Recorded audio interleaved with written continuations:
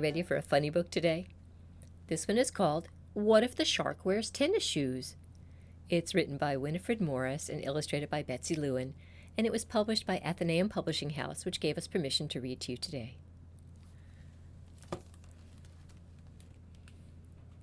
Stephen brushed his teeth and put on his pajamas, but he didn't crawl into bed. Instead, he sat in the middle of his bed and held his knees tight under his chin.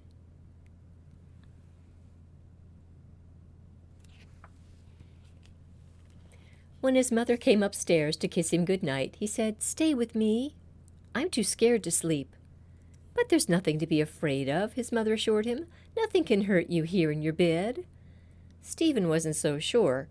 He said, "What if a shark comes? What if he eats me?" "That's impossible," said his mother. "Sharks live in the ocean." "You don't know everything," Stephen told her.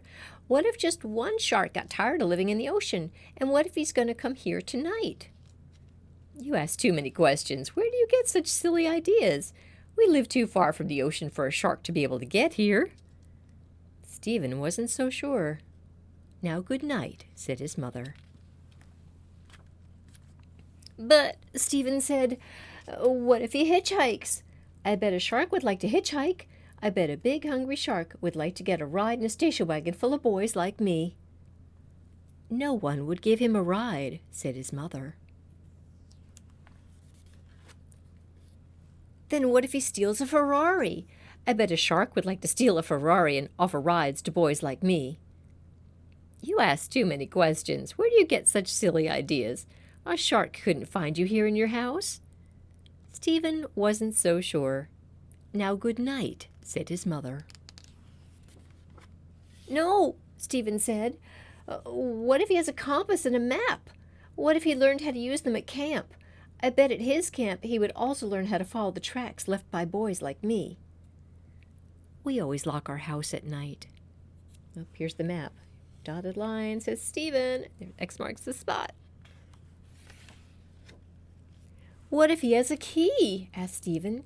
"What if he always carries around lots of spare keys because he uses them like files to sharpen his teeth?" "He couldn't climb the stairs to your room," said his mother. Stephen wasn't so sure. "What if he uses a pick and a rope? I bet that would work. I'm sure it would. Couldn't he haul himself up the stairs with a pick and a rope?"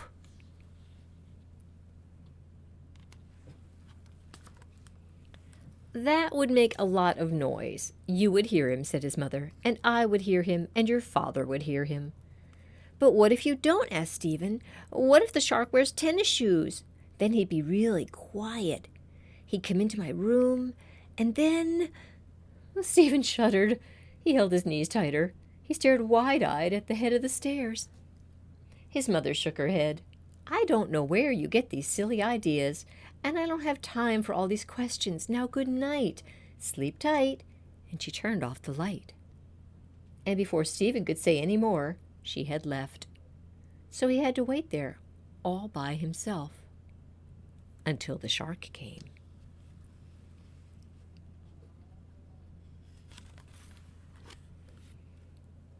Quickly, he hid under the covers.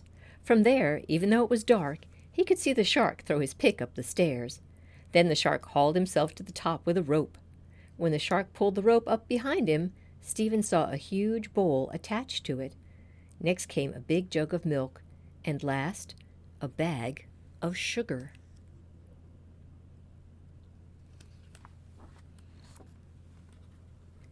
Stephen was trying to be as quiet as a pillow.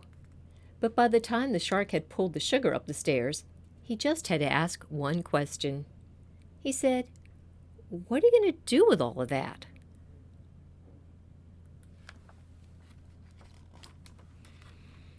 "What do you think?" snarled the shark, now looking right at Stephen.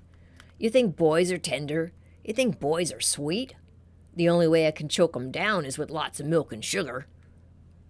The shark had huge teeth and tiny, mean eyes, but from under the covers, Stephen managed to say, "Then why do you eat them?"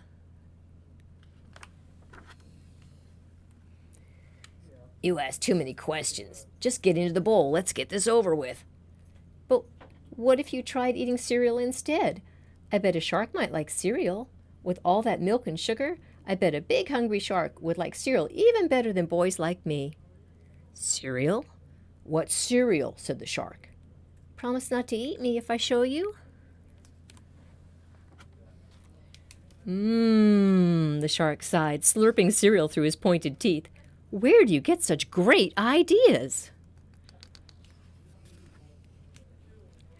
The next morning, when Stephen's mother came into the kitchen, she said no one could make this much mess. "You don't know everything," Stephen told her. "What if a shark was here last night? What if he ate up all the cereal? I bet a shark would like to make this much mess."